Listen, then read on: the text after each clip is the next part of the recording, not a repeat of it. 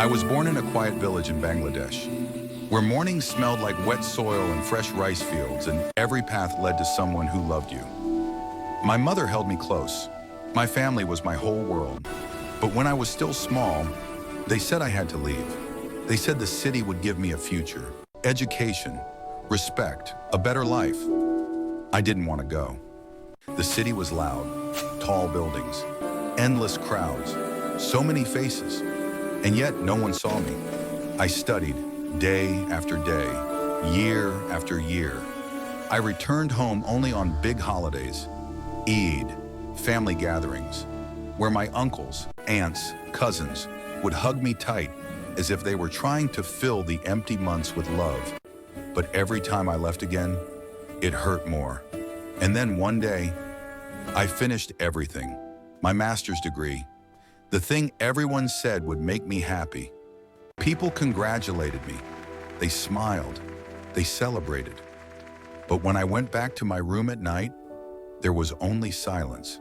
I got a job too, a good job. I sat in an office surrounded by others, yet I felt invisible. Lunch breaks were the worst.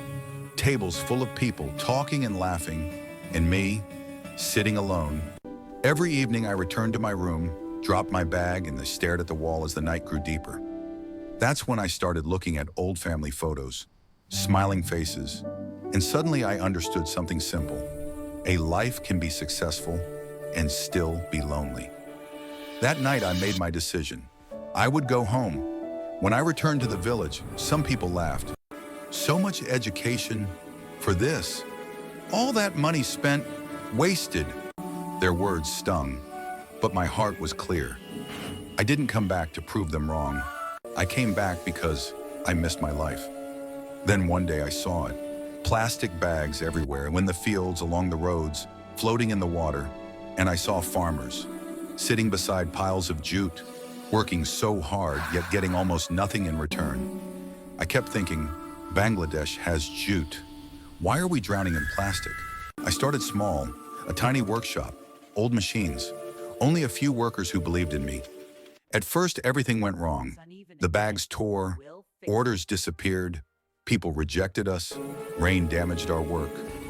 Some nights I stayed alone in the workshop, hands tired, eyes burning, wondering if I had made a mistake. But every time I felt like giving up, I remembered my village. I remembered the farmers' faces. So I tried again. And then a small order came. Not big, not enough to celebrate loudly, but enough to breathe again. I paid the farmers fairly.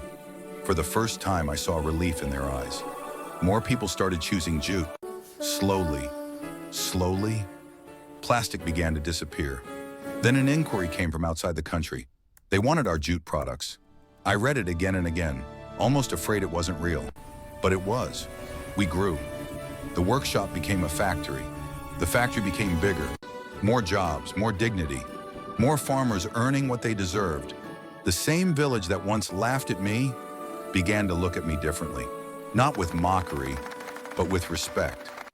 And one evening, as the sun fell golden over the fields, I stood in front of the factory with my family beside me. My mother, my relatives, my people. And for the first time in a long time, my heart felt full, because I finally learned. Success isn't only about leaving home.